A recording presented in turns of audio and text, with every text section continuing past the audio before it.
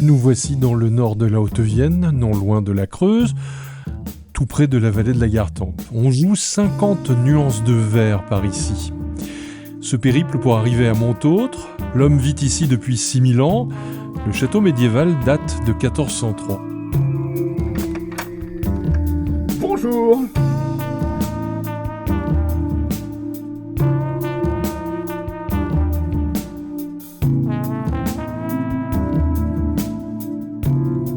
Alors ici, c'est le choc entre l'architecture médiévale et une application numérique. Il y a une association qui s'appelle l'association Demeures historiques qui regroupe finalement tous les propriétaires privés de monuments historiques classés, inscrits ou, je dirais, méritants de l'être.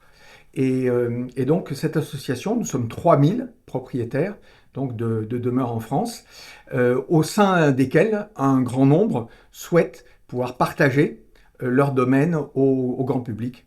Et ça a été d'ailleurs l'initiative de notre fondateur, Joachim Carvalho, qui a fondé donc l'association il y a 100 ans et qui a considéré qu'il était important que les châteaux privés qui jusque-là étaient fermés, les châteaux publics étaient ouverts au public, les châteaux privés étaient fermés, il a considéré qu'il fallait ouvrir aussi les châteaux privés, à la fois pour les partager, mais aussi pour générer quelques recettes permettant de financer au moins la maintenance ou l'exploitation du domaine.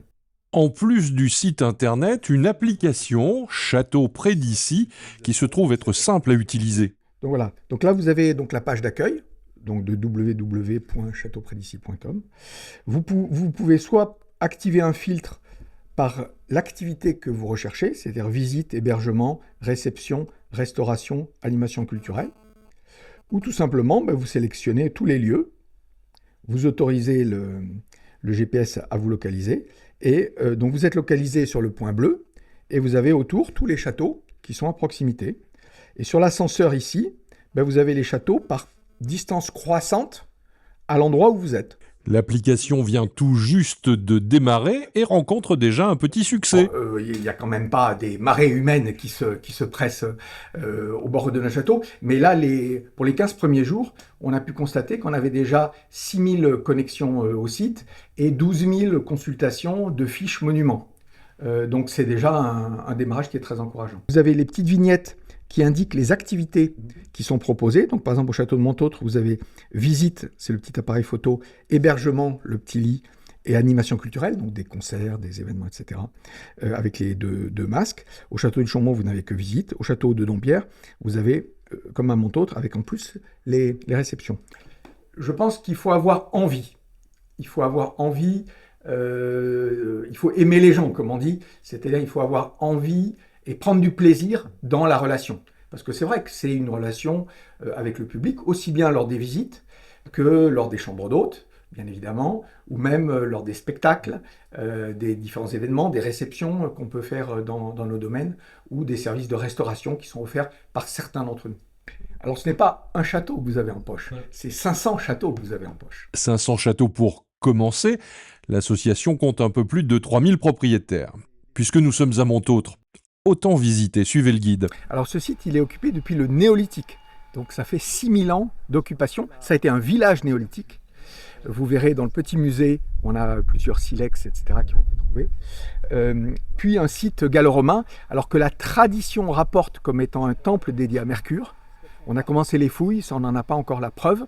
Mais ce qu'on sait, c'est que c'était un site gallo-romain important, d'après la DRAC, et on a 57 vestiges gallo-romains. Il y a eu un premier château qui a été détruit pendant la guerre de 100 ans par le prince noir en août 1356. Il aura fait du dégât dans notre région, ce prince noir-là. Tout à fait, oui. Et en fait, celui-ci, c'est la reconstruction, donc au XVe siècle, où lorsque Louis XI en fait, prend le pouvoir en remplaçant son père Charles VII, il veut renommer une noblesse à sa main et il reconnaît noble Olivier Mondin. Olivier Mondin était écuyer du roi à la Souterraine, est reconnu noble par Louis XI et donc acquiert le fief et fait construire le château.